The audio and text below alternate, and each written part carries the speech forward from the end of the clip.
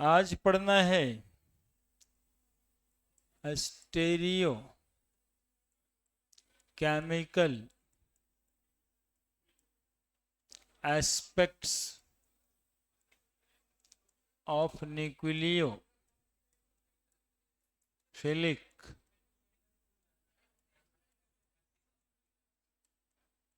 Substitution reaction. ध्यान दीजिएगा, stereochemical aspects of nucleophilic substitution reaction. इससे पहले आप देखें हैं कि SN2 रिएक्शन में इन्वर्सन इन कॉन्फ़िगरेशन होता था। नहीं, इधर से जो बनाते थे प्रोडक्ट उसका उल्टा बना रहता था, और SN1 रिएक्शन में जो प्रोडक्ट बनता था वो कंप्लीट रेसिमाइजेशन से बनता था, है ना? नहीं, दो तरह का प्रोडक्ट बनाते थे। तो यहां पर इस बात को लिख देना है, SN2 reaction complete with Walden inversion in configuration।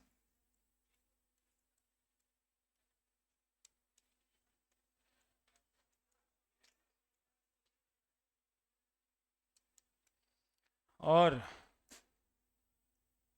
SN1 reaction complete with लिख रहे हैं, मतलब प्रोडक्ट का फॉर्मेशन, एक रिएक्शन कंप्लीट होता है प्रोडक्ट के फॉर्मेशन के साथ। SN1 reaction complete with racemisation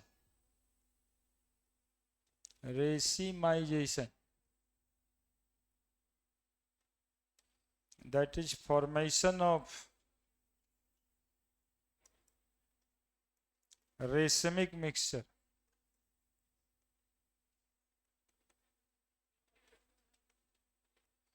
racemic mixture का स्पेलिंग गलत होगा।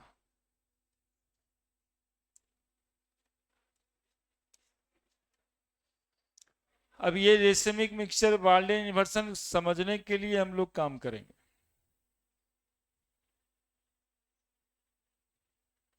ठीक ही था, RACI।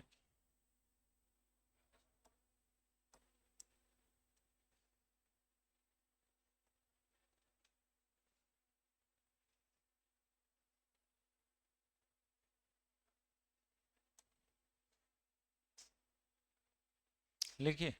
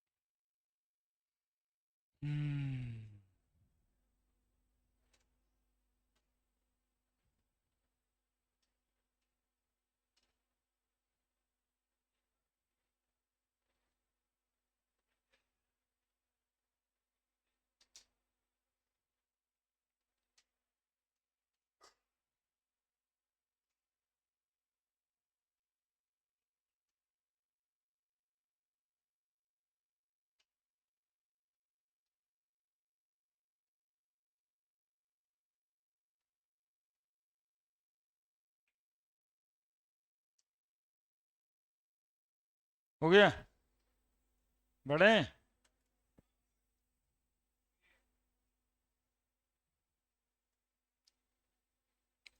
अब इसके बाद हम लोग को पढ़ना है इसी में, इसी टॉपिक के अंदर ऑप्टिकल आइसोमरिज्म, है ना? ऑप्टिकल आइसोमर, ये सब जो इन्वर्सन इन कॉन्फ़िगरेशन होता है, रेसेमिक मिक्सचर बनता है, इसको ऑप्टिकल आइसोमरिज्म कहते हैं, ऑप्टिकल आइसोमर का फॉर्मेशन। तो ऑप्टिकल आइसोमर क्या होता है ये देखना है। ऑप्टिकल आइसोमरिज्म,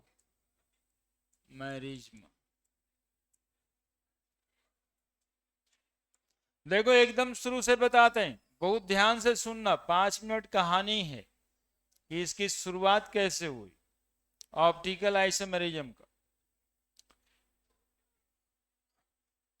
सबसे पहले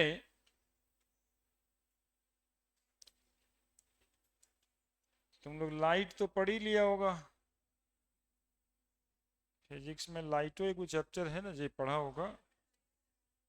ये इस तरह का 7 कलर में टूटता है।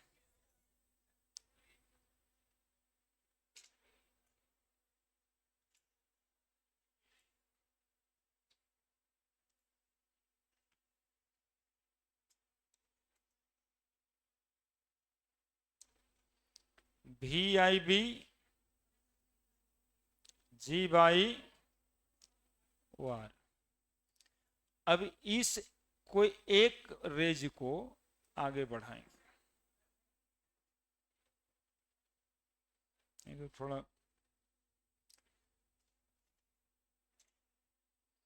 रेज ऐसे जाना चाहिए।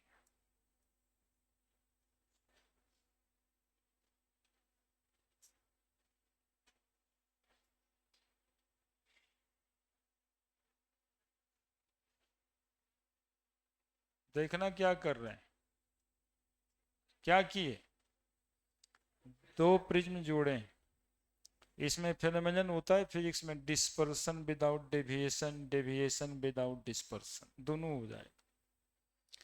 एक रेज को, कोई एक रेज को, जरूरी नहीं है कौन सा रेज को, हाँ कोई भी, निकोल प्रिज्म से पास करते हैं, इसका नाम है निकोल प्रिज्म, ठीक है। अब ये जब यहां से पास होता है, ठीक है, तब फिर से एक डेविएशन तो होगा ही। सुनते रहना क्या बोल रहे हैं।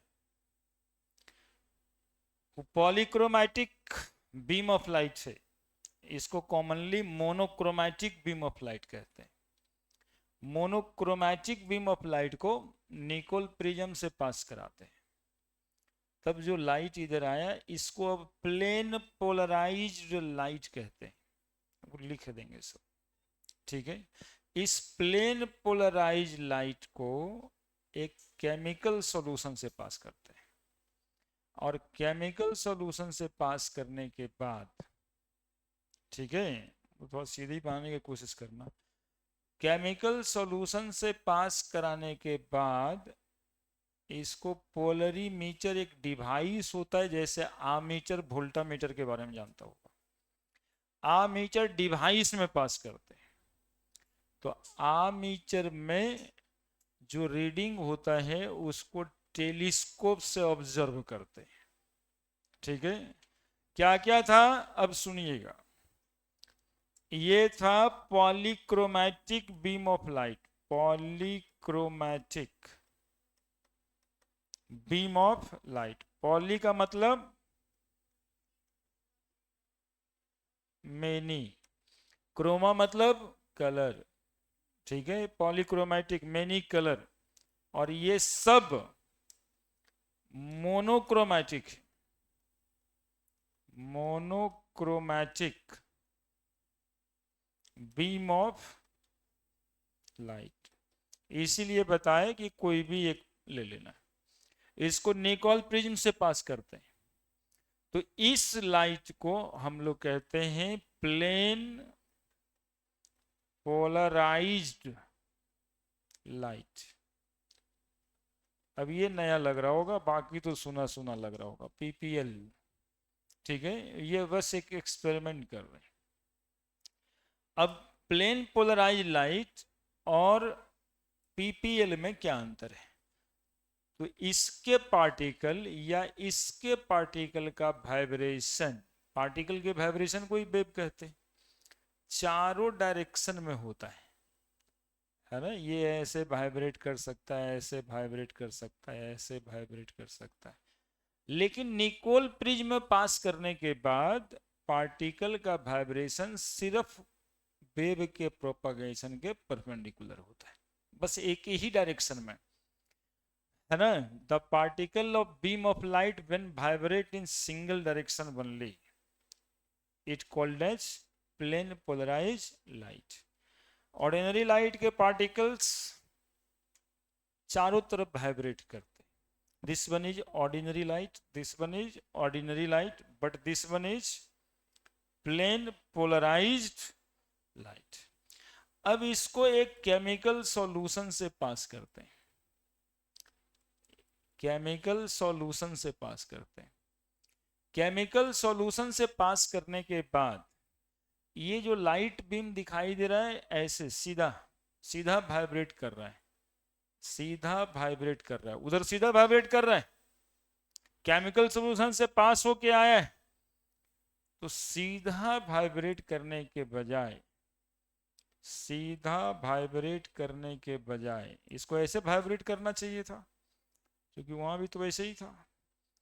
सीधा वाइब्रेट करने के बजाय, बोले आगे, यही मेन पॉइंट, ये चाहे तो राइट डायरेक्शन में वाइब्रेट करने लगा और चाहे तो लेफ्ट डायरेक्शन में, चाहे तो दोनों डायरेक्शन में नहीं। केमिकल सॉल्यूशन से पास करने के बाद चाहे तो ये पॉजिटिव राइट के तरफ या निगेटिव के तरफ, पोलरीमीटर है, जैसे आमीटर में सुई का कांटा घूमता है वैसे ही ये कांटा समझो, और ये ऐसे राइट की तरफ मुड़ जाए या फिर लेफ्ट की तरफ मुड़ जाए, ठीक है। तो ये जो केमिकल सॉल्यूशन है ना, इसको टेलीस्कोप से देखने के बाद साइंटिस्ट कहते हैं कि ये केमिकल सॉल्यूशन में तो ऑप्टिकल एक्टिविटी है, यानी लाइट की एक्टिविटी है ना। इसको लेफ्ट में या फिर इसको राइट में डेविएट कर दे तो, और नहीं कर पाए तो उसमें लाइट की एक्टिविटी नहीं है, ऑप्टिकल एक्टिविटी नहीं है।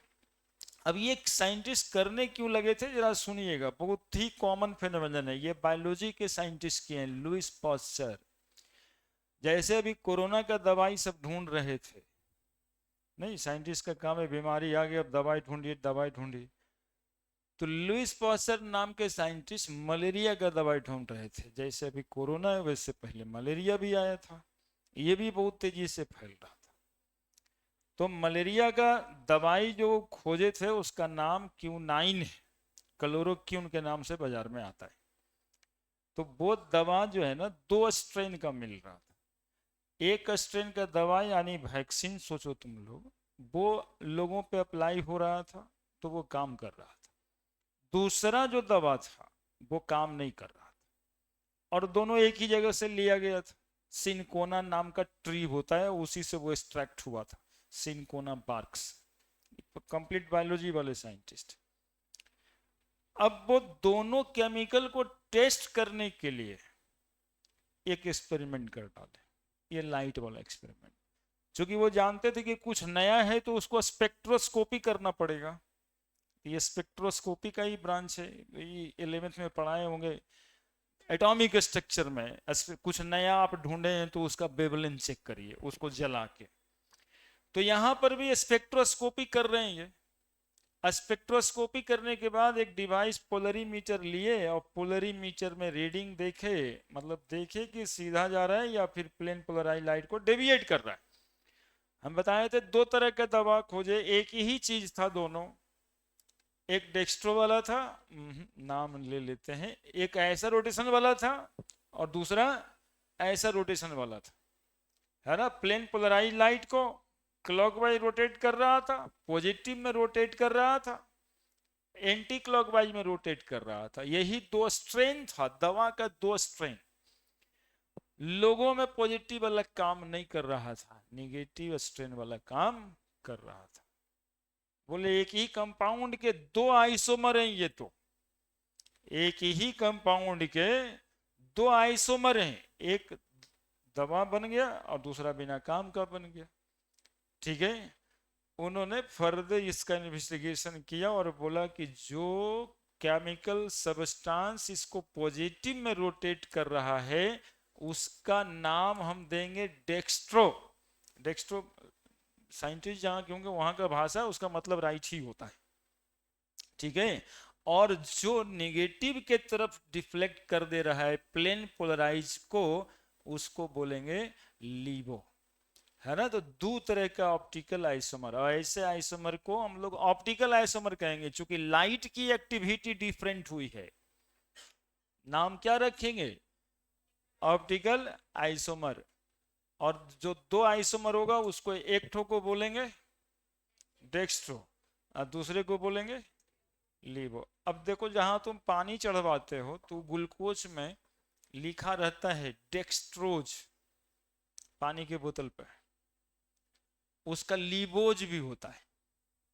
डेक्स्ट्रोज का मतलब है कि वैसा वाला ग्लूकोज जो प्लेन पोलराइज लाइट को राइट में डिफ्लेक्ट किया था, और लीवोज जो है वो वाला ग्लूकोज है जो प्लेन पोलराइज लाइट को लेफ्ट में डिवाइड किया था। और वो जो लीवो वाला है वो चढ़ाने से आपको कोई फायदा होने वाला नहीं है, वो इंस्टेंट सोर्स ऑफ एनर्जी नहीं है। वो डेक्स्ट्रो वाला glucose he instant source of energy है। दोनों की प्रॉपर्टीज में बदलाव आ जाता है। तो ये दो आइसोमर बनाइए फोटो, अब इतना सब बात लिखना है। यही वो एक्सपेरिमेंट जिससे ऑप्टिकल आइसोमेरिज्म, जिससे दवा ढूंढे मलेरिया का सिंकोना बार मुर्गा खाने के लिए बैठा है। सीधा बैठो।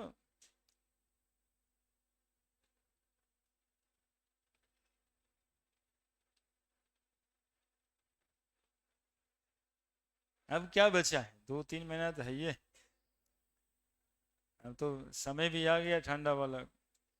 कोई प्याज लाएगा, कोई लहसुन लाएगा, कोई मुर्गा लाएगा, कोई बनाएगा। अब क्या तो आ गया,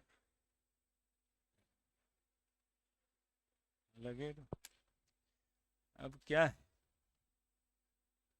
यही 2 महीना ना दोस्त, जितना मस्ती करना कर ले, फिर जनवरी में मिलेंगे हम।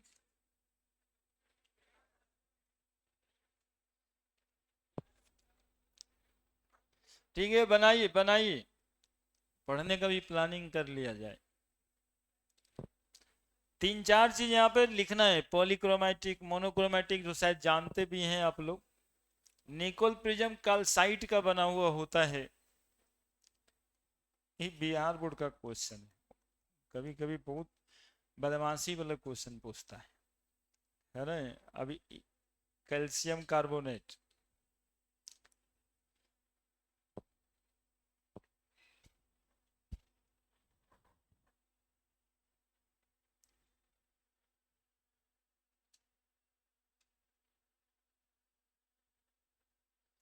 ये प्रिज्म का पीछे वाला पोर्शन नहीं होता है। प्रिज्म शीशा का टुकड़ा है और शीशा के यहाँ पे जाकर के उसके प्लेन पे पड़ता है। ये ना कि इसके बीच में, मतलब इस शीशा का टुकड़ा का हाथ के बीच में, ऐसा नहीं सोचना है।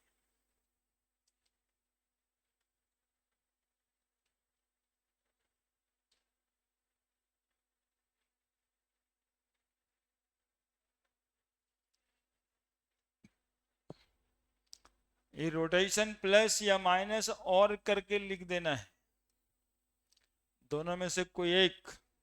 और जो सबसे अंत में बनाए वो टेलीस्कोप है जिससे कि ऑब्जर्व होगा, क्योंकि मॉलिक्यूल का बात कर रहे हैं।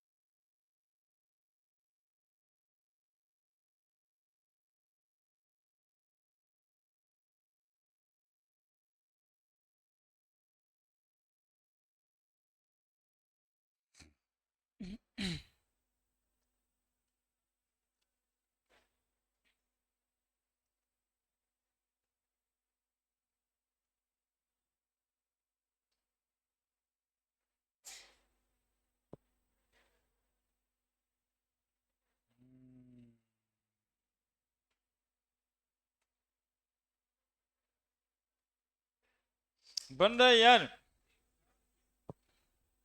लेकिन यहाँ तो प्रेम भाई बना भी दिए, माथा नोच रहे हैं बैठ के। क्या?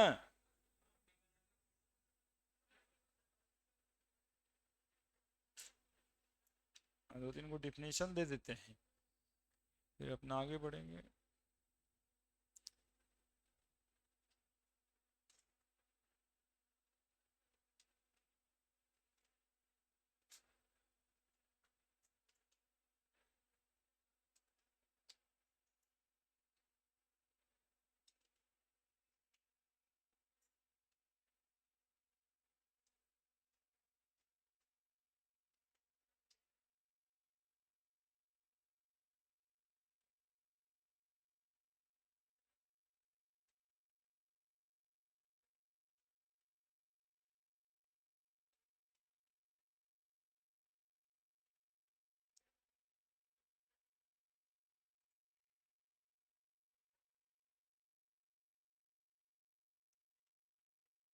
It happen.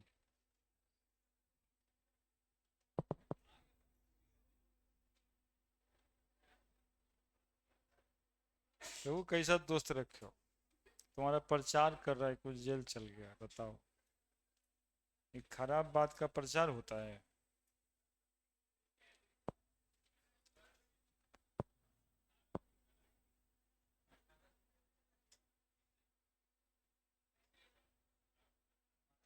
ए, कोनो आंदोलन में चला।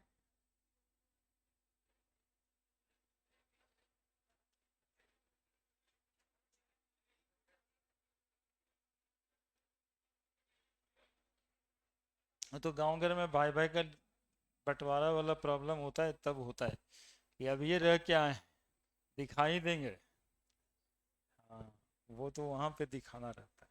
हमारा क्या है, फिर करिएगा तो फिर जाएंगे, लेकिन अभी तो दिखाई देंगे।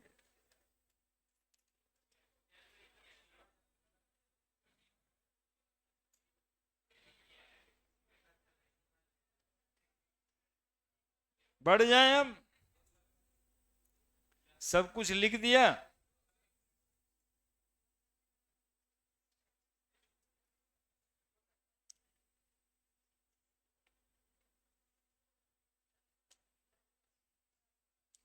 Polychromatic beam of light, monochromatic beam of light, Nicol prism, plane polarise light.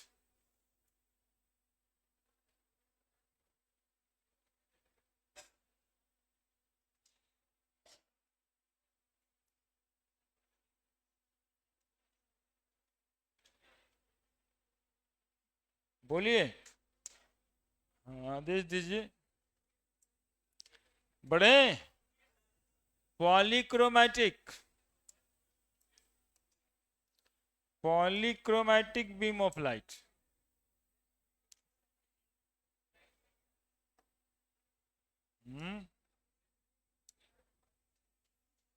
थोड़ा हम भी कलर बदलते हैं। क्रोमैटिक क्रोमैटिक वर्ड आ रहा है ना, आता ही नहीं। हे भगवान, क्रोमैटिक क्रोमैटिक वर्ड आ रहा है, कलर बदलते हैं थोड़ा। ठीक ही है, काला से लिखेंगे। राइट, ठीक ही है। वाइट से लिख दें। वाह, पॉलीक्रोमैटिक।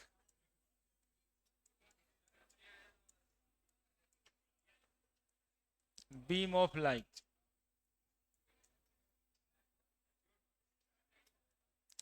पॉली मतलब, बाबू ध्यान दो, इधर थोड़ा सा पढ़ लोगे तो ठीक ही रहेगा।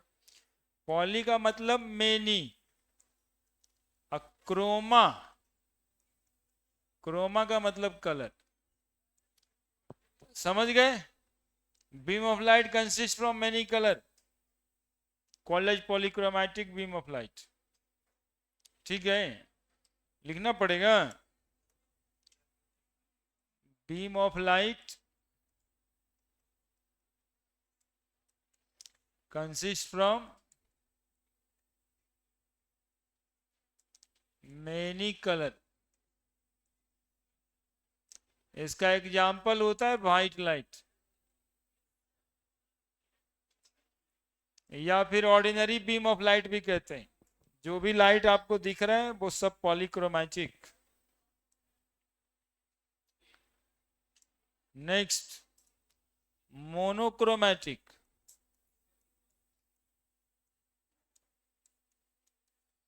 Beam of light.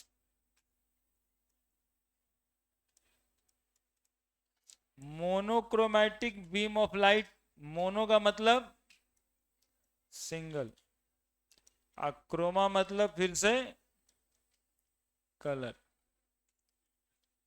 Beam of light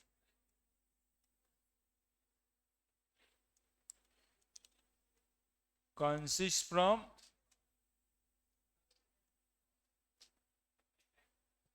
single colour. Example वही विबग्योर, कोई भी हो सकता है।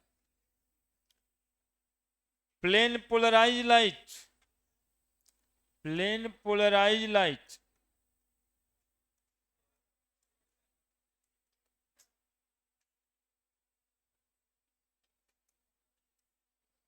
प्लेन पोलराइज लाइट किसको कहेंगे? ऑर्डिनरी लाइट जब पास करेगा निकोल प्रिज्म से, तब उसका वाइब्रेशन सिर्फ एक डायरेक्शन में हो जाए, और उस बीम ऑफ लाइट को प्लेन पोलराइज लाइट कहेंगे। When ordinary beam of light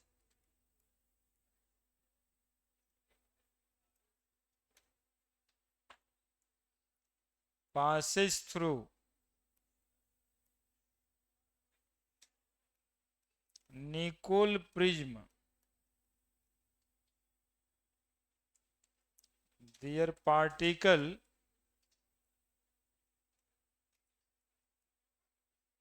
vibrate in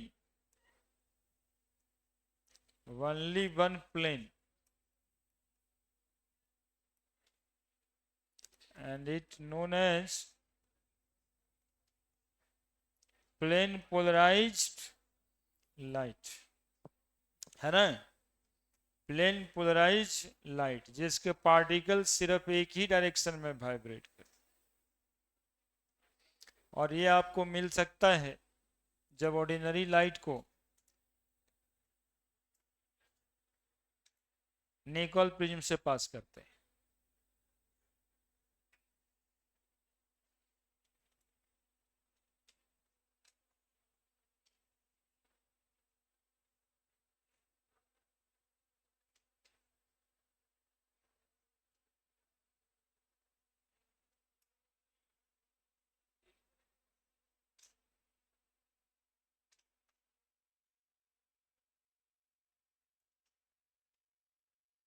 लिख दिए?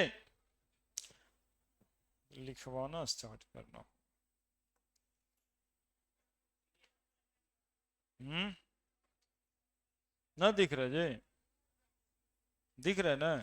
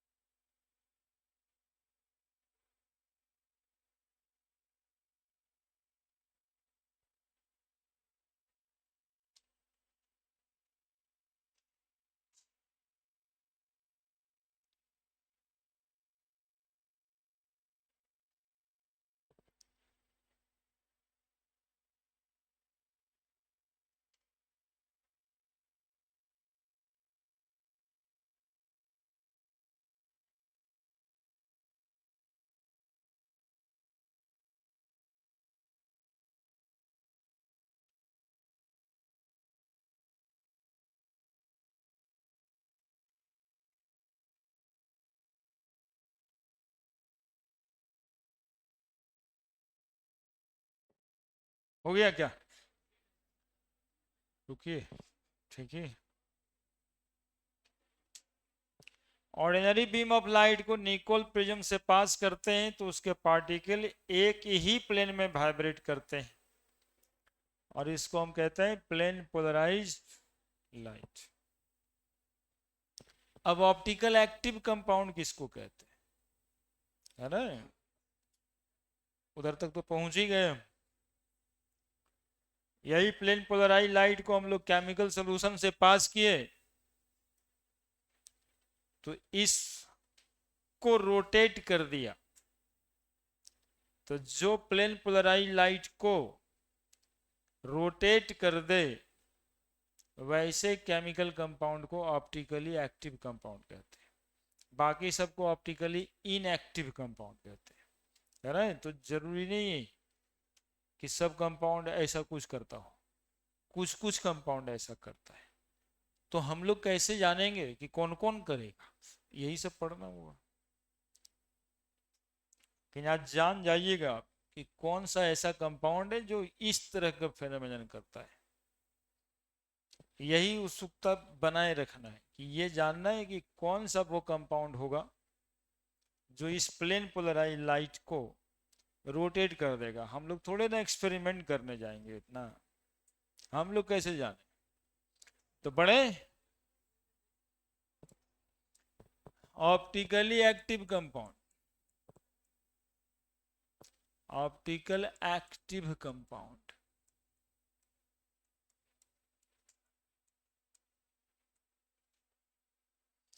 The chemical compound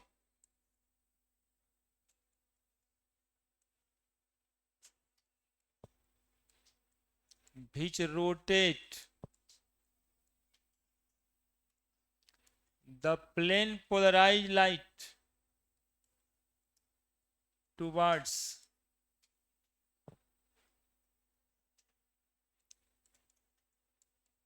clockwise or in anti-clockwise direction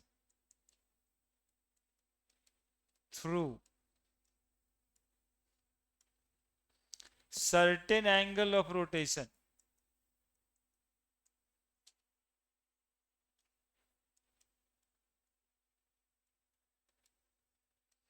when it passed through their solution.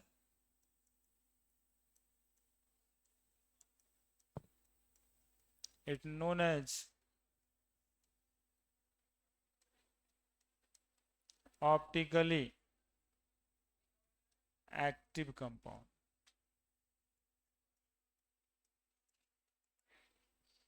Optically active compound, ठीक है जी?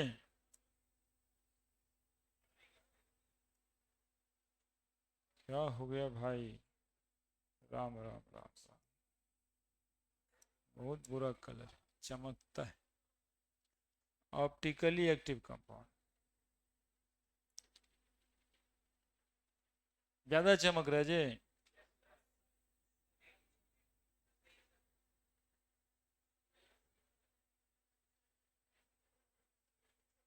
चलो लिखो जल्दी से, कौन जरूरी ये रहबे करे।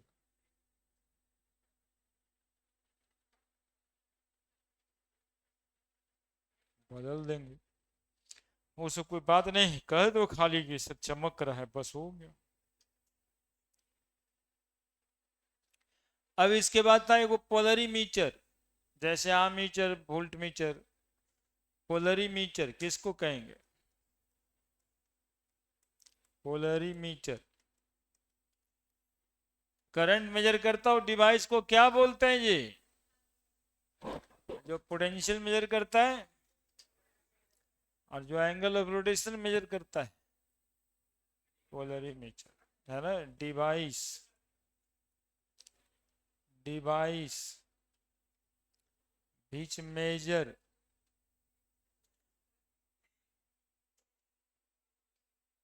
angle of rotation by angle of rotation of plane polarized light, device which measure angle of rotation of plane polarized light when passed through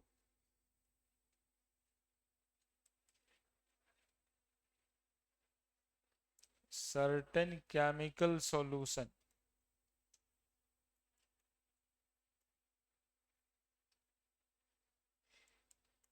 it known as polarimeter. ऐसा डिवाइस जो क्या मेजर करता है? Angle of rotation of plane polarise light. हम्म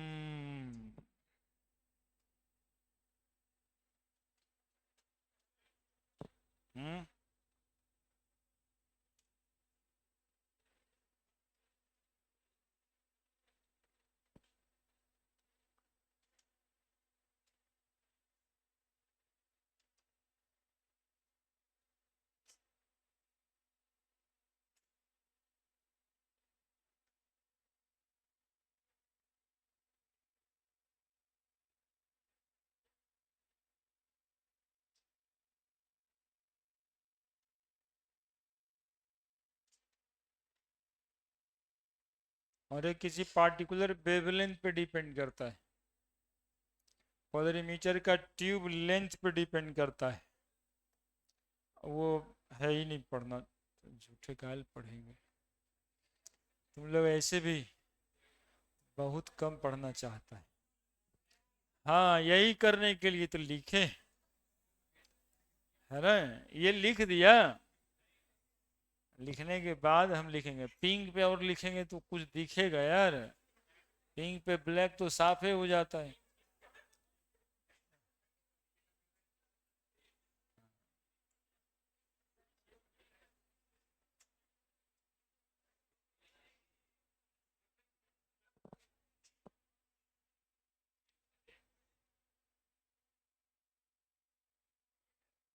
लिख दिया।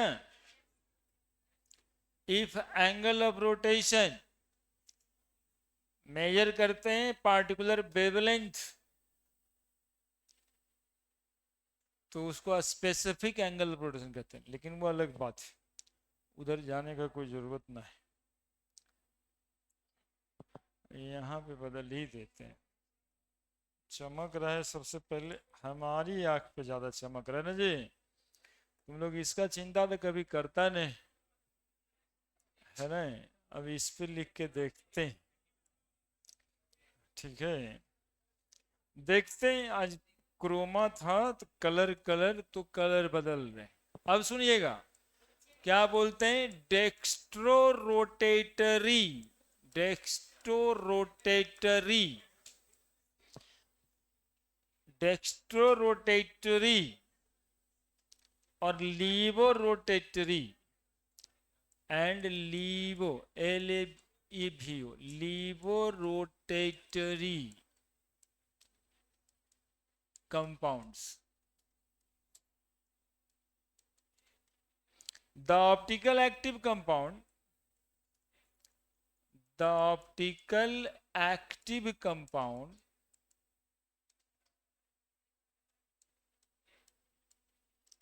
which rotate plane polarized light towards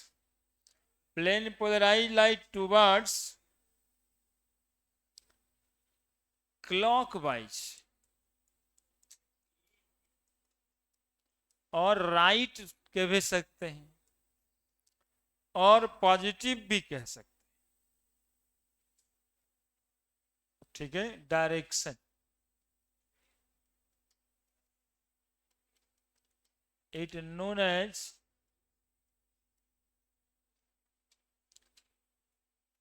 dextrorotatory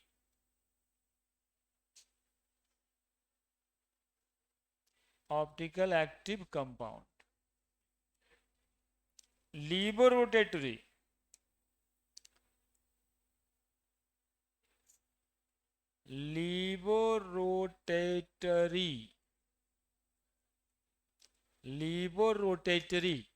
किसको कहेंगे?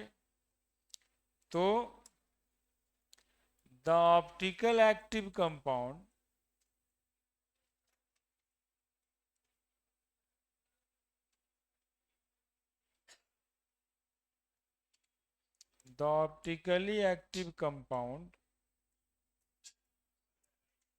which rotate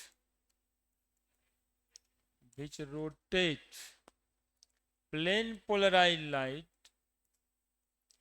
towards anti-clockwise or left or negative direction. It known as levorotatory compound. क्या जितना कंपाउंड होता है सब यही सब कुछ होता है क्या? नहीं, सारा कंपाउंड थोड़े ना, जो प्लेन पोलराइज लाइट को रोटेट कर पाएगा वही.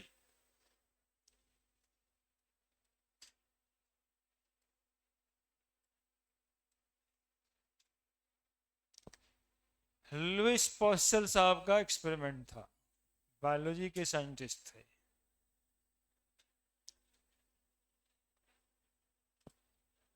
फोटो तुमको बायोलॉजी में मिलेगा, बायोलॉजी के एनसीईआरटी कंपाउंड, एनसीईआरटी 12th में, एक ठो में शायद हेल्थ एंड डिजीज पढ़ना होगा, उसी में ये फोटो मिलेगा, जो फोटो भी बनाए थे.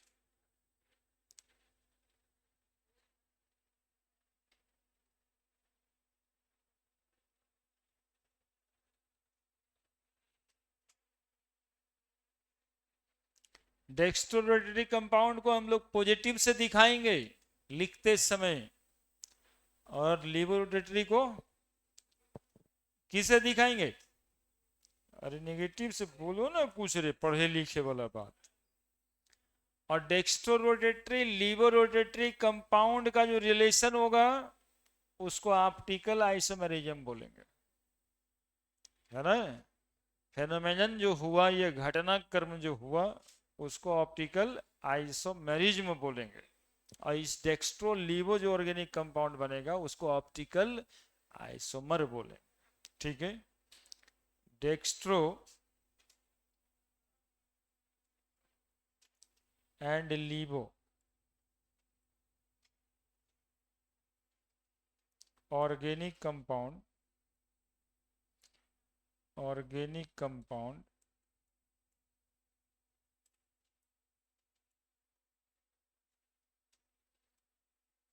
are known as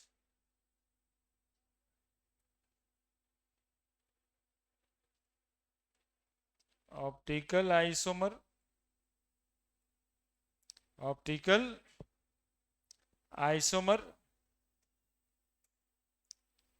एक और नाम है, पढ़ के बता दो।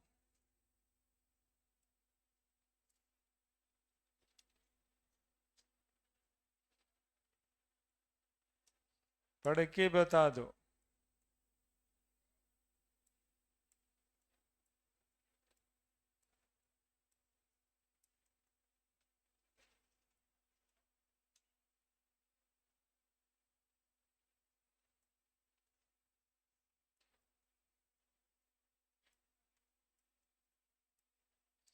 कोई नहीं पढ़ के बता रहा है यार, क्या लिखल है? हाँ, इनांसियोमर, ऑप्टिकल आइसोमर को इनांसियोमर भी कहते हैं, ऑप्टिकल आइसोमेरिज्म को इनांसियोमेरिज्म भी कहते हैं, है ना। ऑप्टिकल आइसोमर को क्या कहते हैं? इनांसियोमर। और ऑप्टिकल आइसोमेरिज्म को इनांसियोमेरिज्म कहते हैं।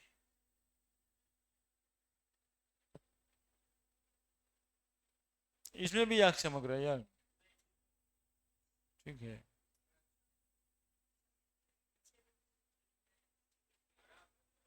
ग्रीन पे ग्रीन कहाँ लिखी थी? हम्म?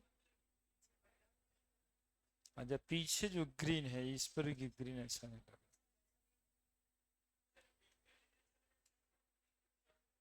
अच्छा, सब सब कलर बता दो। उसमें होगा तब ना बदलेंगे यार, वो बिल्कुल खराब लगता है, एक बार लगाए थे।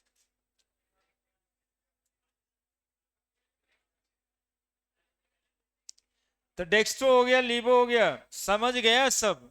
ये अभी तक जो समझाए थे वो लिखे।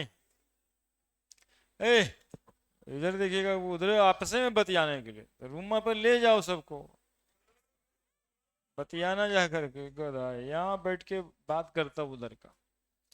अब सुनिए, हम लोग के पास समस्या क्या है, हम लोग एक्सपेरिमेंट के थ्रू तो जान नहीं पाएंगे कि कौन सा कंपाउंड ऑप्टिकल आइसोमेरिज्म शो करेगा और कौन सा कंपाउंड आइसोमेरिज्म शो नहीं करेगा। तो ये साइंटिस्ट लोगों का काम था कि बहुत सारा कंपाउंड को ऑब्जर्व किए कि आखिर कैसा कंपाउंड होता है ये जो कि ऑप्टिकल आइसोमेरिज्म के फिनोमेनन को शो करता है।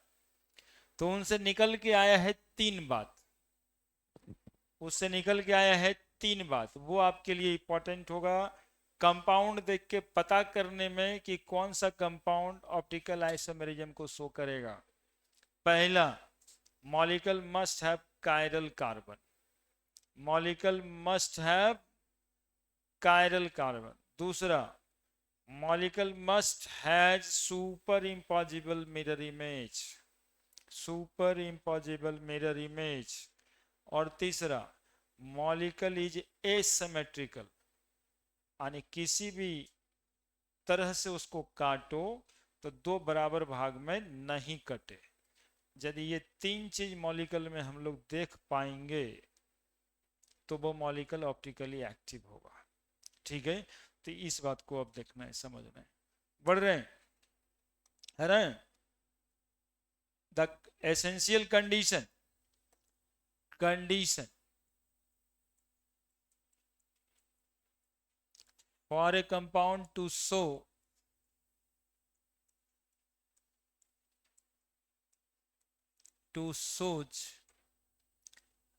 Optical isomer, optical isomerism. समझिएगा, यहां पर फिर आपको समझना होगा कंडीशन क्या है एक कंपाउंड को ऑप्टिकल आइसोमेरिज्म शो करने के लिए। तो पहला पहला कंपाउंड मस्ट हैव,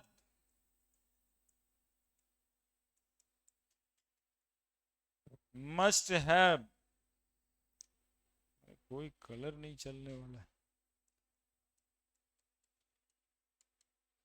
पढ़ो तो क्या लिखे।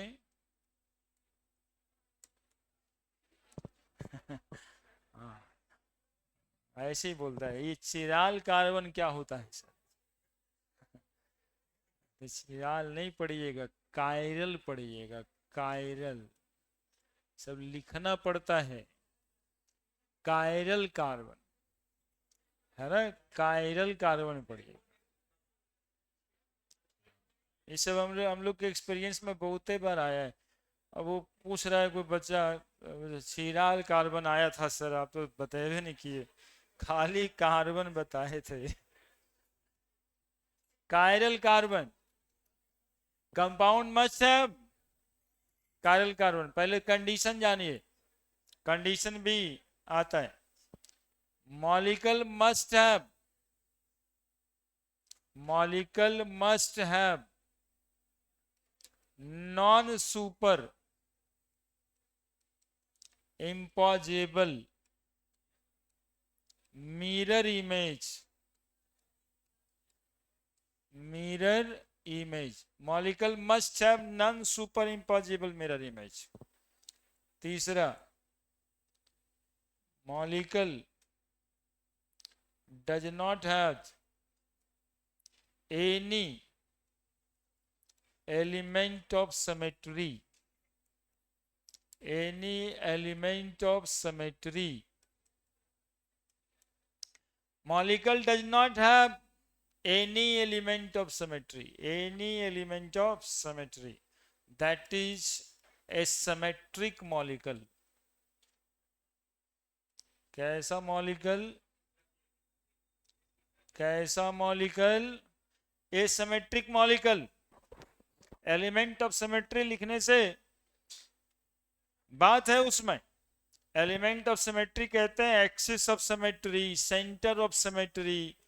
तो यहां पर लिखा गया उसमें कोई भी सिमेट्री नहीं होनी चाहिए, उसमें कोई भी सिमेट्री नहीं होनी चाहिए। होनी चाहिए कि नहीं होनी चाहिए? अरे होनी चाहिए कि नहीं होनी चाहिए? होनी चाहिए कि नहीं होनी चाहिए? तो बोलेंगे होनी चाहिए कि नहीं होनी चाहिए? तो बोलो नहीं होनी चाहिए, ये ठीक है ना। एक तो बच्चा हमारा देख रहे बहुत जोर पड़ रहा है उसके आगे, ठीक है, सबकी हालात ठीक नहीं है। पालक का जूस पीजिए, हाँ पालक को ऐसे भी आप खा सकते हैं, आग ठीक होगा। अब अनकंफर्टेबल है देखने से।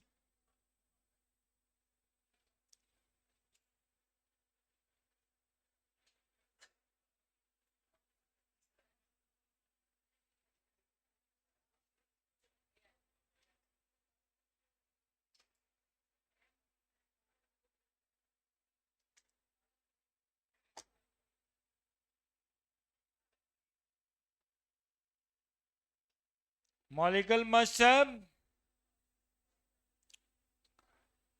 कायल कार्बन, तो भूलेगा नहीं, वो नाम जान उसके लिवाए हैं, बोलता भी है। डिस्प्रेशन में चल जाएगा तो चिराल चिराल करते रहेगा। कार्बन कार्बन कार्बन चिराल कार्बन, नहीं तो नहीं जाना है डिस्प्रेशन में। हाँ तो क्या करें, तुम ही तो शुरू किया है। दूसरा क्या, non super impossible mirror image, ये भी जानकारी में लेना है, ये कार्बन कैसा होता है, non super impossible mirror image कैसा होता है। और ये तो पता चल ही गया होगा, सिमेट्री में कोई बहुत भारी बात नहीं। सिमेट्री मतलब कटे नहीं दो बराबर भाग में। हम लोग का बॉडी कैसा सिमेट्री है, वैसे पूछने जानता होता है कैसा सिमेट्री हम लोग का बॉडी। अरे यहां से फाड़ देंगे फट जाएगा, पूरे दो भाग में बराबर फट जाएगा। इसको बाइलैटरल सिमेट्रिकल कहा जाता है। क्या कहा जाता है? बाइलैटरल सिमेट्रिकल कहा जाता है। ऑक्टोपस का बॉडी कैसा बॉडी है, तो उसको किसी भी एक्सिस से काटो तो बराबरे भाग में कटेगा, उसको रेडियल सिमेट्रिकल कहा जाता है। तो ये सब सिमेट्री का एलिमेंट है, बाइलैटरल सिमेट्रिकल, रेडियल सिमेट्रिकल।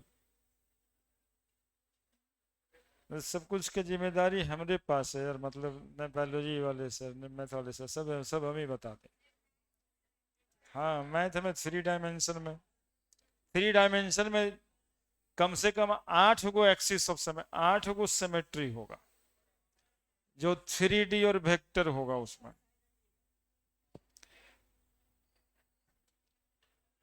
हम तो अभी जो 2 सिमेट्री बताए बायोलॉजी वाला, फिर 3D बना के उसमें कितना सिमेट्री निकलता है, पूरा मैथ 3D वही। तो एक एक करके देखेंगे हम लोग कायरल कार्बन क्या होता है। बिहार बोर्ड में ये बहुत आता है और बहुत आसान है। हाँ, और वहीं से ये आवाज निकलता है, चिराल कार्बन चिराल कार्बन, सब चिल्लाते रहता है। ठीक है, वो पूरा ब्लैक में है, बड़े हैं। तो कायरल कार्बन क्या होता है सुनिएगा। कायरल कार्बन, कार्बन बीच हैज 4 एटम। 4 एटम तो सब कार्बन का होता है। 4 डिफरेंट एटम और ग्रुप ऑफ एटम और ग्रुप ऑफ एटम, है ना। कार्बन, देखो हमारी बात पे ध्यान दो, इधर सीख जाओगे तुरंत यार। कार्बन बीच है 4 डिफरेंट एटम और group of atom around it, known as chiral carbon. सुनेगा बट कहीं चल जाता है यार, वो तो मतलब क्या जरूरी है। कुछ ऐसा नहीं करो कि जिन्हें ज्यादा बोलना पड़े, खराब लगता है। अब तुमको डांटने का उम्र भी तो नहीं है, अब है कोई डांटे आपको कितना बुरा लगता है। कोई आपको डांटे तो देख के हमको भी बुरा लग सकता, आप ऐसा काम ही नहीं करो। और वो पीछे घुस टोपिया वाला के यहाँ क्या रखा हुआ रहता है आजकल जो पता नहीं चलता है, तो घुर घुर के देखते रहता है, वो दोनों तीनों है, तीन वो इधर ज्यादातर वही इन्वॉल्व रहता है। और जो इन्वॉल्व रहेगा एकदम वो बना रहेगा सीधा टाइप का, हम क्या किए, जिसको पता ही नहीं कि हम क्या किए, क्या देख लिए सर, तो छुपा रहा था, तो छुपा रहा था तो देख क्या लिए। हाँ, ऐसे ही बिहेव करेगा। देखिए, आप देखिए हम कायरल कार्बन बता दिए, लिख दिए एग्जाम्पल। ये कार्बन, इसके एक तरफ हाइड्रोजन है, एक तरफ Br ब्रोमीन है, एक तरफ CH3 है और एक तरफ CH2CH3 है। 4 तरफ होता है कार्बन का, चारों तरफ डिफरेंट है। कार्बन बीच हैज 4 डिफरेंट एटम और group of atom around it, known as chiral carbon. बस इस कार्बन को ही, इसी कार्बन को हम लोग कहेंगे। कितना आसान है यार, कितना आसान है, सोचो। कायरल कार्बन नहीं खोज लेंगे क्या, जिसके चारों तरफ 4 अलग अलग चीज रहे उसको कायरल कार्बन कहते हैं, बस इतना सा बात। और तुमको ये क्वेश्चन आ जाता बोर्ड में कि which of the following is has chiral carbon, कभी कभी आता है इसमें कितना नंबर ऑफ कायरल कार्बन है ना। अब ऐसे ये देखिए, CH3 CHF CHCl CH3, देखिए तो इसमें कायरल कार्बन कितना है। अब ऐसे खोल के तो लिखेगा नहीं, वो तो लिखेगा CHCl बंद ही करके ना।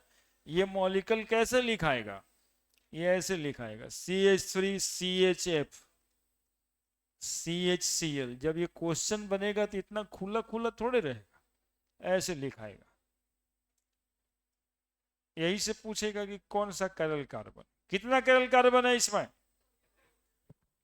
दो कायरल कार्बन है, ये कि ये भी कायरल है और ये भी कायरल है। जब ये कायरल है, कायरल कार्बन को स्टार से दिखाते हैं, शो करते हैं, वैसे हम फोटो नहीं बना रहे हैं, उसका सैंबल है, अस्ट्रिक बनाना है। कार्बन पे स्ट्रिक बनाते हैं, कार्बन पे स्ट्रिक बनाते हैं। देखो, एक नंबर CH3, दूसरा नंबर H, तीसरा नंबर ये। अरे देख रहा है तभी ना समझेगा भाई। और ये पूरा एक जैसा है, तो 1 2 3 4 हुआ या नहीं हुआ? फिर ये कायरल कैसे हुआ?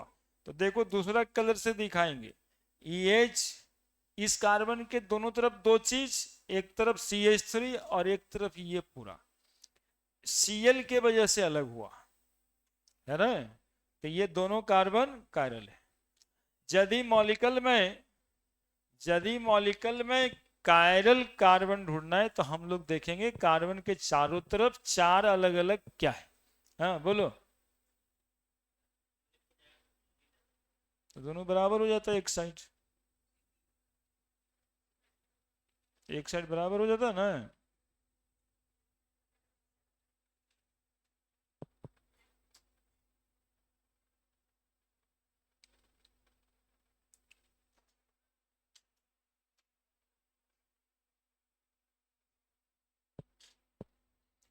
कितना आसान है पढ़ लेने के बाद।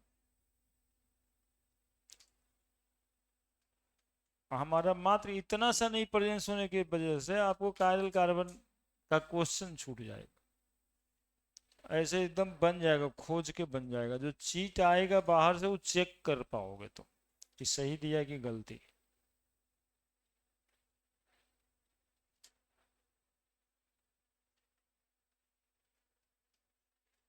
अब दो चार को मॉलिक्यूल का क्वेश्चन भी होगा जिसको पहचान करवाएंगे कि कायरल है कि नहीं है। जानकारी अभी इतना ही है कि ऐसा मॉलिक्यूल,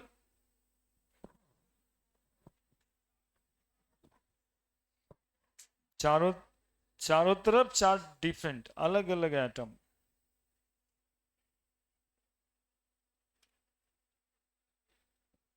हो गया? बताओ इसमें कौन कौन सा कार्बन कायरल है? CH3, CH OH, CH OH, CH3। बताओ कितना कार्बन कायरल है?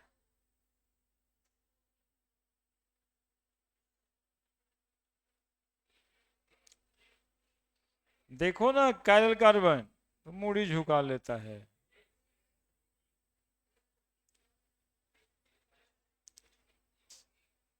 कहीं बोल दिए तो गुस्सा तो नहीं गया यार? बात वापस ले लेते हैं, तुम खुश तो रहो।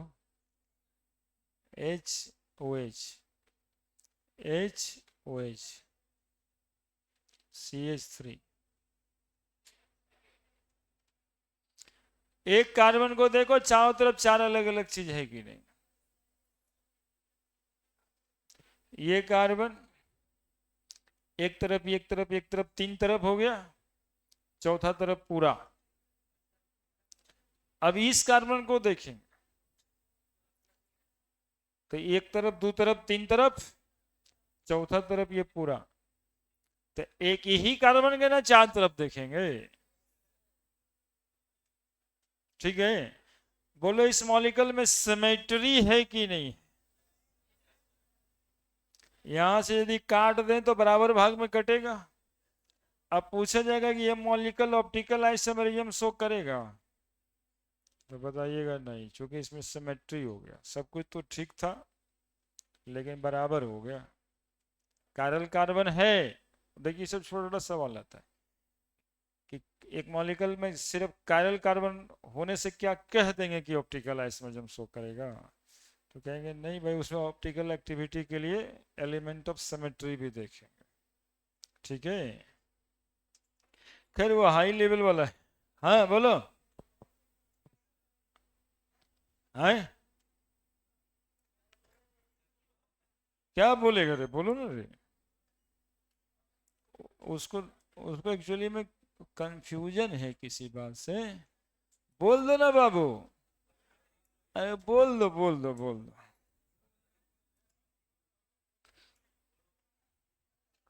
हर कार्बन के रिस्पेक्ट में देखना है, ये ना कि उधर बराबर था इधर बराबर था।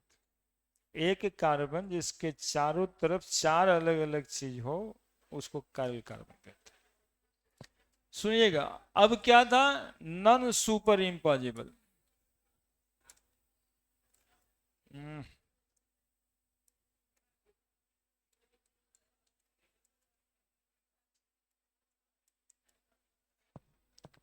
Non super impossible and super impossible.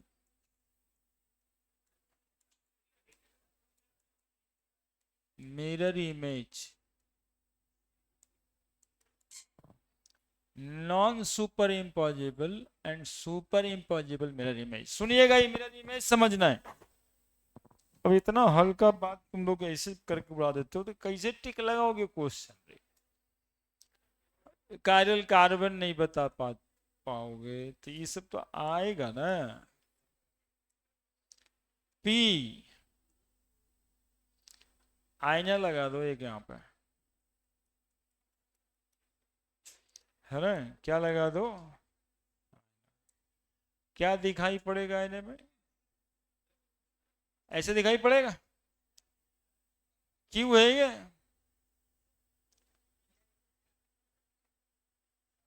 यही ना है। ऐसे मिरर इमेज को कहते हैं non super impossible mirror image. ओ,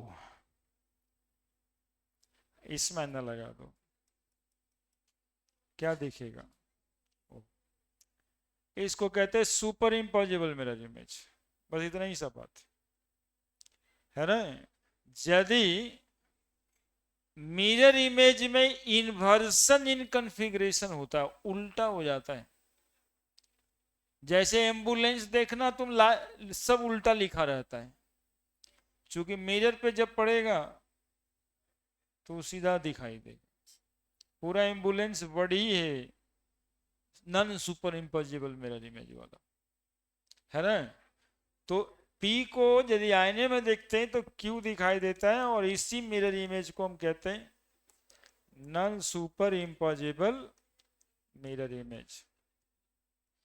यही बात कल एनसीईआरटी का किताब उलट रहे थे तो तुमको हाथ बना के दिखाया था, देखा था ना, याद होगा फोटो, है ना, ऐसे हाथ बना के दिखाया था, है ना। तो उसका उल्टा उधर में दिखाई देता है। इसको कहते हैं लैटरल इन्वर्सन, इसको कहते हैं Walden inversion. Walden inversion phenomenon है इन्वर्सन इन कॉन्फ़िगरेशन, है ना। ऐसा ही मॉलिक्यूल बन जाता है रिएक्शन में, इसी वजह से पढ़ रहे हैं, है ना। रिएक्टेंट कुछ रहता है, ऐसा रहता है, अब प्रोडक्ट बनते बनते वो उलट जाता है ना।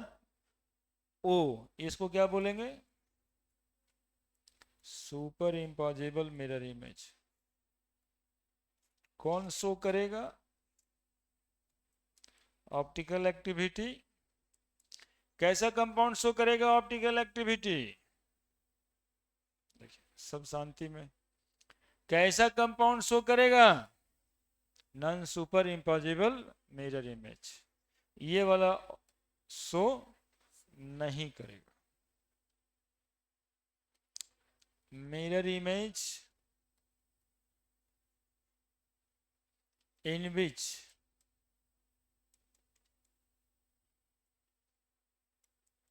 lateral inversion, और इसी को बोलते हैं Walden inversion. lateral inversion occur, mirror image in which lateral inversion occurs known as non super imposable mirror image. यानी ये इमेज लेटरली इन्वर्टेड होता है। एक लाइन में आपके समझने के लिए क्या बोलेंगे, laterally inverted image, laterally inverted image, है ना। कभी देखा अपना आईना, तो जो दिखता है वो non super impossible mirror image, आप ही का है, आप ही का non super imposable mirror image. आप में ऑप्टिकल एक्टिविटी है ना, तो इसको डिफाइन करने की क्या जरूरत है, ये तो जैसे है वैसे ही, मतलब नेचुरल इन्वर्सन नहीं जिसमें हुआ।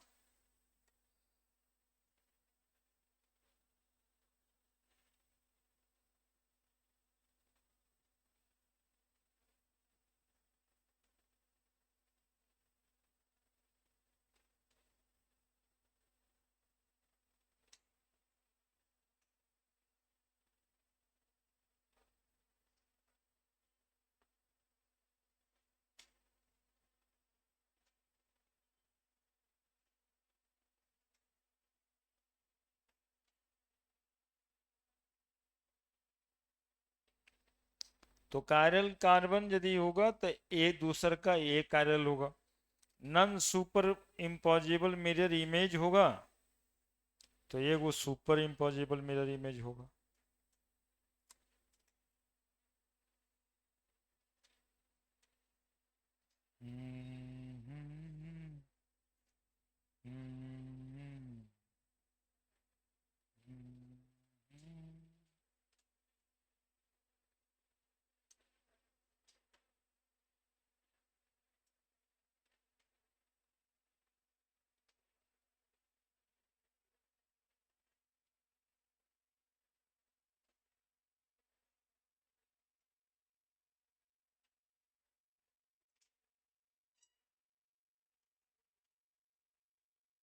लिख दिए,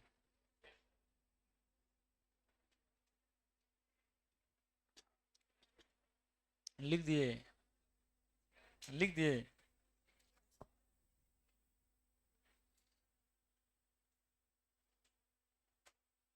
अब ये सिमेट्री वाला में जो टू इक्वल हाफ में कट जाए,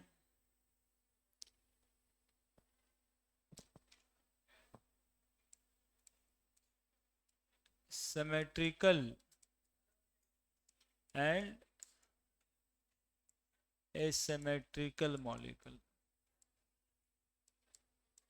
देखो थोड़ा सा किताब में लिखे हुए डिफिनीशन से थोड़ा सा समस्या भी होता है। एच है इधर में, बी आर है इधर में, कोई और मॉलिक्यूल रख लेते हैं, CH3 है इधर में, C2H5 है। क्या इस मॉलिक्यूल में कोई भी एलिमेंट ऑफ सिमेट्री होगा कभी? तो जो कार्बन कायरल होगा ना वो हमेशा एसिमेट्रिक होगा। क्या दिखाया गया? दिखाया गया कि ये जो चार ग्रुप है वो ए है, बी है, डी है और ई है, तो काटिएगा तो कैसे बराबर भाग में कटेगा? चारों तो अलग है नहीं। तो ऐसे कार्बन को जो एक्चुअली में कायरल कार्बन होता है उसको एसिमेट्रिक कार्बन ही कहते हैं। कभी कभी तो किताब में लिखा रहता है कि द एसिमेट्रिक कार्बन आर एक कायरल कार्बन, है ना, जो कार्बन एसिमेट्रिक हो उसी कार्बन को कहते हैं कायरल कार्बन कहते हैं। उसको हम लोग वैसे करके बांट दिए कि जिसमें चार अलग अलग चीज रहे, ठीक है। अब इसमें कितना सिमेट्री मेट्री में बचा का झमेला में पड़ेगा, केमिस्ट्री है, सिमेट्री का कोई जरूरत है नहीं, सीधा देख लेगा भाई चार अलग अलग चीजें तो काटोगे तो कहां से बराबर मिलने वाला है ना। लेकिन प्रॉब्लम क्या होता है कि यदि दो मॉलिक्यूल हो जाए, जैसे one example is tartaric acid, सब जगह यही मिलेगा, COH, CHOH, CHOH और इधर भी COH, ये है टार्टरिक एसिड, है ना, टार्टरिक एसिड। इसमें कई वो कार्बन है, ये एक कार्बन, ये एक दूसरा कार्बन, ये भी एक कार्बन, दो कार्बन, तीन कार्बन और ये जो है ना ये चौथा ग्रुप, तो कायरल कार्बन है, कायरल कार्बन है। और ये कार्बन के भी चारों तरफ देखोगे तो 1 2 3 और एक पूरा, तो ये भी कार्बन कायरल है। लेकिन ये मॉलिक्यूल कैसा है ये पूछा जाए, तो ये मॉलिक्यूल सिमेट्रिकल है, ये मॉलिक्यूल सिमेट्रिकल है। ऐसे यदि काट दें तो 2 इक्वल हाफ में कट जाएगा, ठीक है। तो मॉलिक्यूल में have chiral carbon but possess symmetry, ये मॉलिक्यूल के लिए लिख रहे हैं। मॉलिक्यूल में have chiral carbon but also possess symmetry, that is tartaric acid।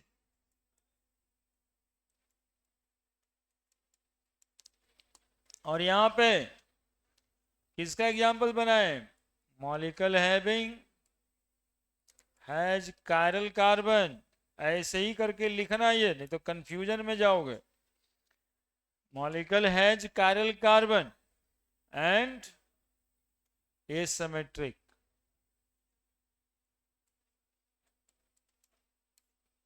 है ना। तो उस डिफिनीशन को देने से ही बच जाना है कि जो कायरल कार्बन रखेगा वो एसिमेट्रिक होगा, ऐसा बोले काहे के लिए। जब थोड़ा सा पढ़िएगा तो सही है, लेकिन आप ज्यादा एग्जाम्पल पढ़िएगा तो गड़बड़ा जाएगा, हैं। चैप्टर कब खत्म होगा, थक गया है। 1 2 क्लास और लगेगा।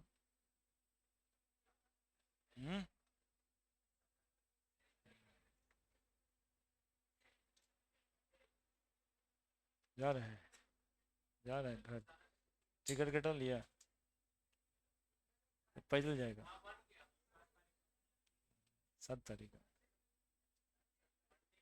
या तुम ही फोन करके पूछ रहा था टिकट कब कटाएं। हाँ, ये वो फोन कल कुछ पूछा है सर टिकट कब का कटा लें।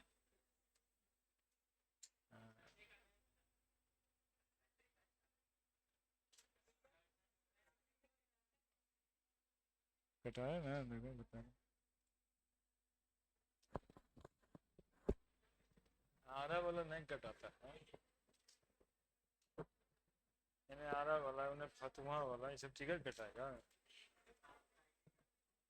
हाँ?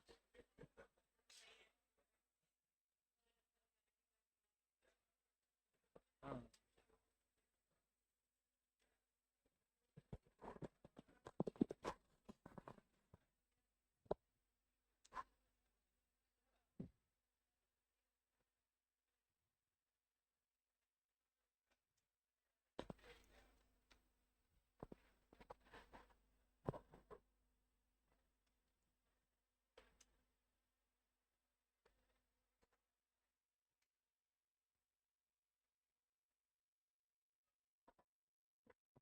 लिख दिया।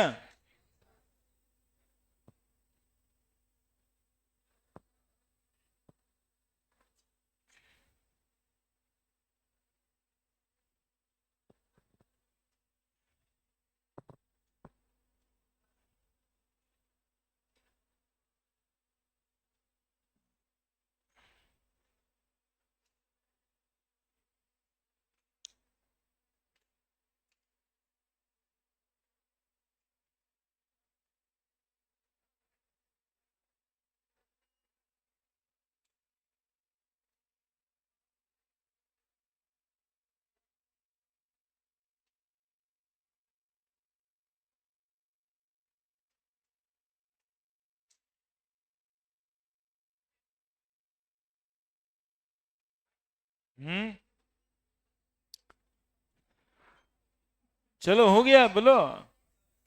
तो 3 चीज चाहिए, chiral, non super imposable mirror image और एसिमेट्रिक। देखो इसका फोटो जब बना दोगे तो C2H5 इधर चल जाएगा, Br उधर चल जाएगा। नाउ इसको रिप्रेजेंट करने के लिए एक फॉर्मूला है, 11th में पढ़े होंगे और अभी भी पढ़ा रहे हैं। Wedge and dash formula configuration है ये, beige and dash configuration.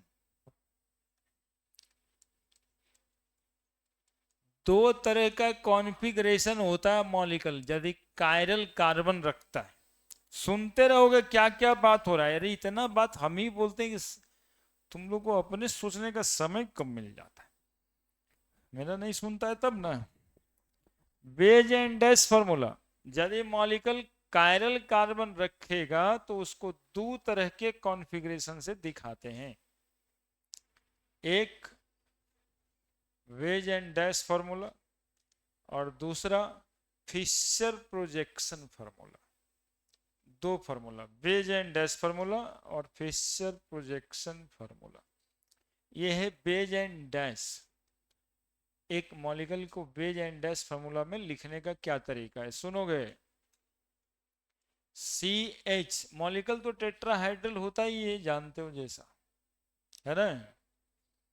Molecule कैसा होता है, जब sp3 हाइब्रिडाइजेशन है तो मॉलिक्यूल टेट्राहाइड्रल ही होगा, है ना। यहाँ पर OH लिख देते हैं, यहाँ पे CH2CH3 लिख देते हैं। इस मॉलिक्यूल का बेज एंड डैश फार्मूला लिखना है, ठीक है। और बेज एंड डैश फार्मूला लिखते हैं हम लोग डेक्स्ट्रो और लीवो लिखने के लिए, ऑप्टिकल आइसोमर बनाने के लिए, ठीक है। तो first of all you have to identify the chiral carbon in the molecule. क्या आइडेंटिफाई करना है, कायरल का। अच्छा वो OH काय के लिए लिखें जब अपना ClBr है ही ये चैप्टर में, ठीक है, यही आना है। तो first of all you have to identify the chiral carbon, जिसका फोटो बनाए तब कायरल कार्बन ढूंढ लेंगे। सुनोगे यार, CH3 CH Cl CH2 CH3, this carbon is star mark से दिखाना है, एस्ट्रिक। चार अलग अलग चीज होता है इसमें, 1 2 3 4। इसके एटॉमिक मास के हिसाब से इसको नंबर कर देना है, 1 2 3 4 एटॉमिक मास के हिसाब से। पहले एटम के एटॉमिक मास, क्लोरीन का एटॉमिक मास 71 है, एक नंबर पर। CH3 लगा हुआ है, इधर भी C लगा हुआ है, मतलब C से C जुड़ा हुआ है, इधर भी C ही जुड़ा हुआ है, ठीक है। तो 2 नंबर पे किसको रखें, जिसका एटॉमिक मास ज्यादा होता है। अब ये C से ये वाला C का कंपैरिजन खत्म हो गया, चूंकि दोनों तरफ बराबर है। इसके बाद 2 हाइड्रोजन एटम, यहां भी 2 हाइड्रोजन एटम, वही तीसरा देखना है। तो तीसरा हाइड्रोजन है, लेकिन यहां तीसरा कौन है, कार्बन है। तो किसका एटॉमिक मास ज्यादा हुआ, पहला से पहला कैंसिल, दूसरा से दूसरा कैंसिल, तीसरा से तीसरा कैंसिल। तो जो एक्स्ट्रा बच गया ना, जो ऑड बचा, वहां पे देखना है दोनों में वो कौन ज्यादा मास वाला है। तो ये कितना देना है, 2 नंबर। तो ये कितना पड़ेगा, इसको सीक्वेंस रूल कहते हैं, चान इंगलॉड और प्रिलॉग रूल, है ना, CIP रूल। तो CIP रूल से अब थोड़ा बात इधर उधर करेंगे तो आगे तक बढ़ते रहता है, जितना समझना है। CIP रूल से एटॉमिक मास के इंक्रीजिंग वैल्यूज के हिसाब से इसको 1 2 3 4 नंबर कर देना है, बस इतना सा जानो ना भाई, ये एटॉमिक मास के बढ़ते हुए क्रम। अब जहां पे कार्बन होता है, तुम लोग बॉन्ड लाइन नोटेशन देखा होगा, यहाँ पे कार्बन है, ठीक है। 2 तरह का लाइन बनाया जाता है, एक सॉलिड लाइन, एक ऐसा बनाते हैं, कैसा लाइन कहते हैं इसको, सॉलिड लाइन बोलते हैं, ठीक है। और एक इस तरह का कटिंग लाइन बोलते हैं, ठीक है। बॉन्ड बनाने का तरीका है कटिंग लाइन, ठीक है। अब इस फोटो को हम बना रहे हैं, इसका बना रहे हैं बेज एंड डैश फार्मूला। ठीक है, 4 को पेन दीजिए, थोड़ा याद करा दें।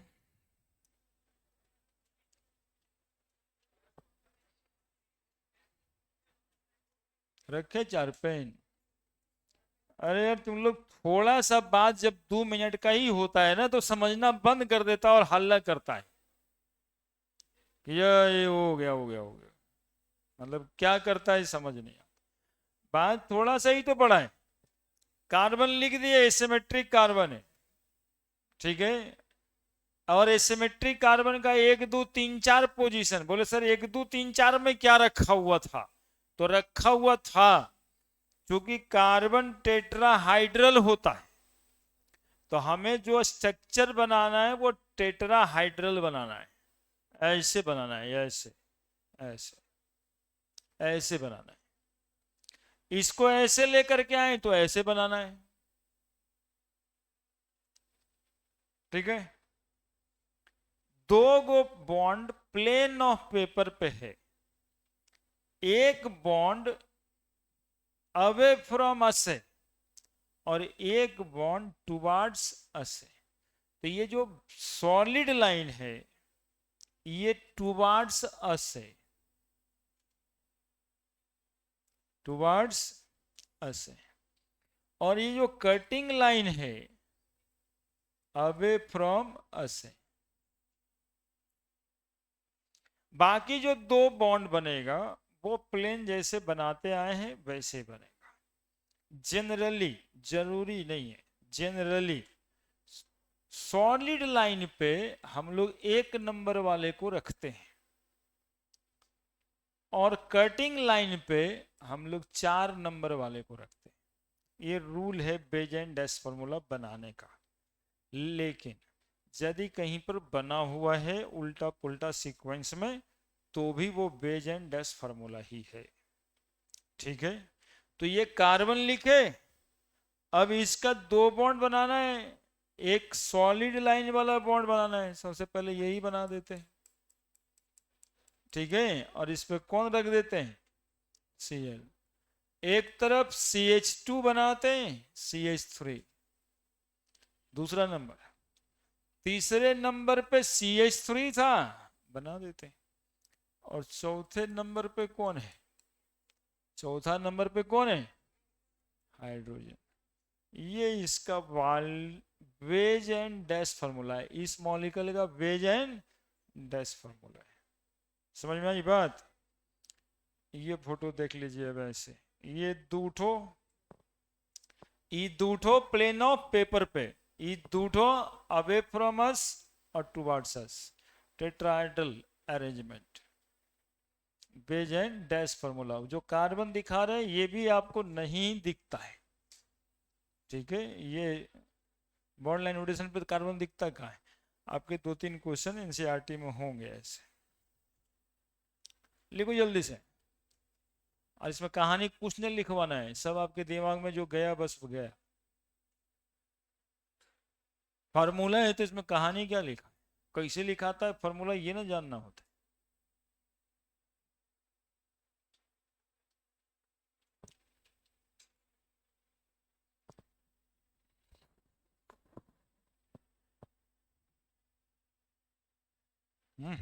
घड़ी देख रहे, का मुर्गा वाला बंद कर देगा गधा है, एकदम परेशान है ये ना कि इसे टॉपिक अभी चालू किए हैं तो इसमें कुछ पड़ाव आएगा तभी ना छोड़ेंगे यार।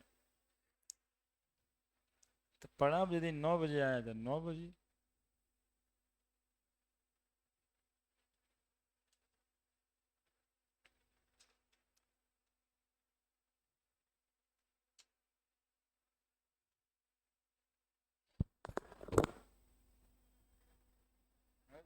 छोटा बच्चा कितना अच्छा पढ़ रहा है, बगल में आ जाता है कि इसको डिस्टर्ब कर देता है।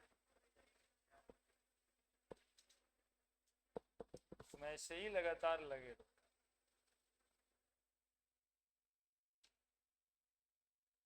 ऑप्टिकल लाइन समझेंगे कि जबरदस्त टॉपिक रहता है, तो उसको लगा लगा के क्वेश्चन आते ही रहता है।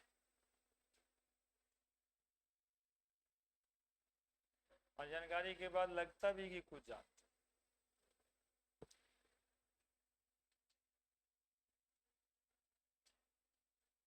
जो ये सब जानेगा ना वो दोस्तवन जो है बीच में बगल में बैठ के बताते रहेगा, अरे जानता तो, ये जानता तो। लेकिन आजकल ये माहौल नहीं रहा है, कोई दोस्त बगल में ऐसे बैठ के कुछ बतियाता है जी। हाँ?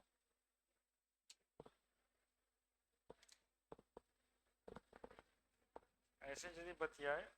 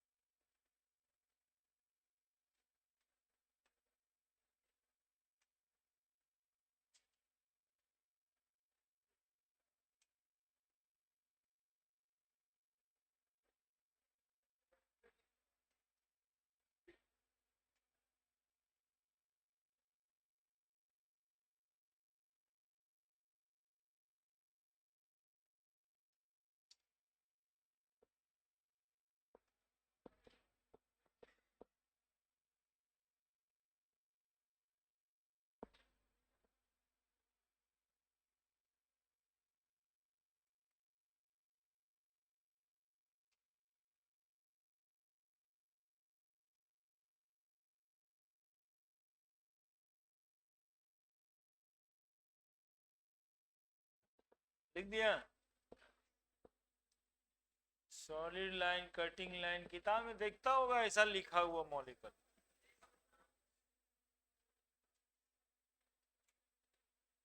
किताब नहीं खरीदा?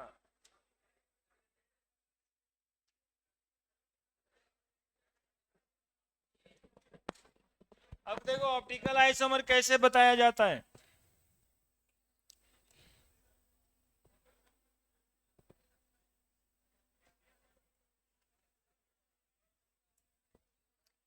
ऐसे बना देते हैं,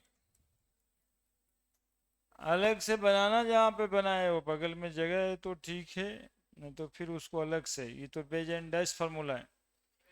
अब ये कर्म किए क्यों? ये बेज एंड डैश फार्मूला पे बनाने की जरूरत क्या थी? तो जरूरत ये थी कि इसकी मिरर इमेज तो इसी पे दिखेगा ना।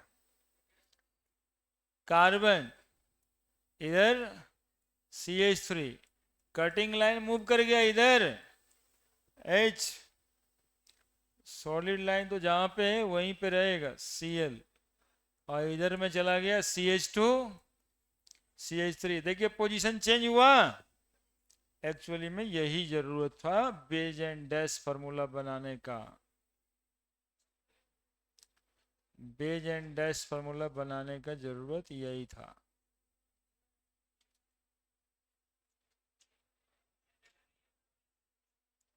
अलग से बना के लिखोगे यार, तुमको पढ़ाई करना है। ये तो इस मॉलिक्यूल का बेज एंड डैश फार्मूला बनाए थे, अब हम आइसोमर बना दिए, ऑप्टिकल आइसोमर।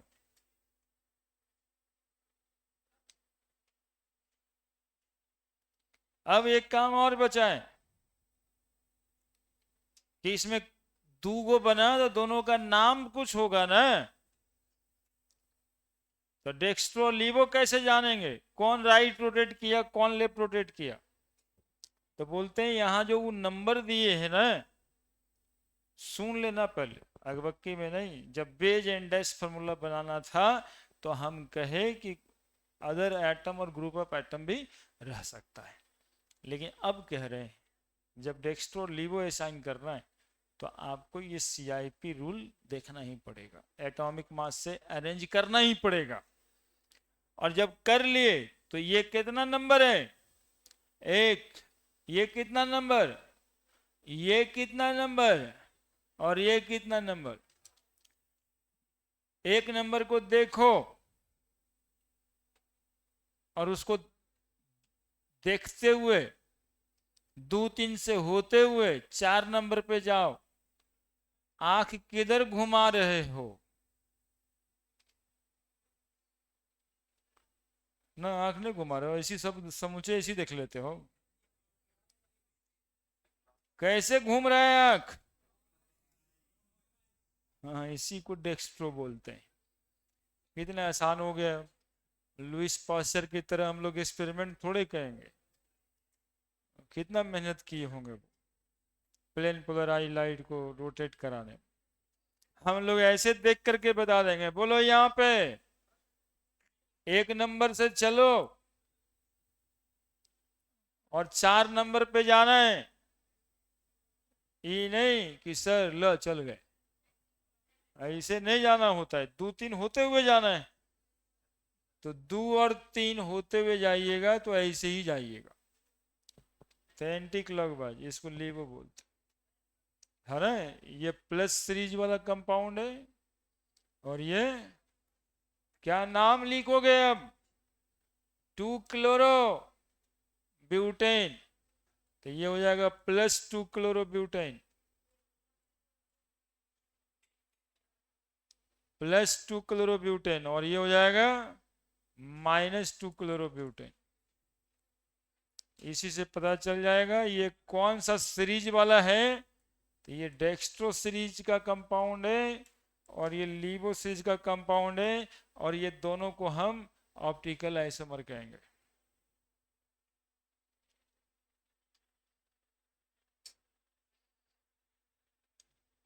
देखिए कितना बात होता है, कहां से कहां तक बात छिपा रहता है। तो झोला पड़ी झोला उठा ही लियो, जाओ।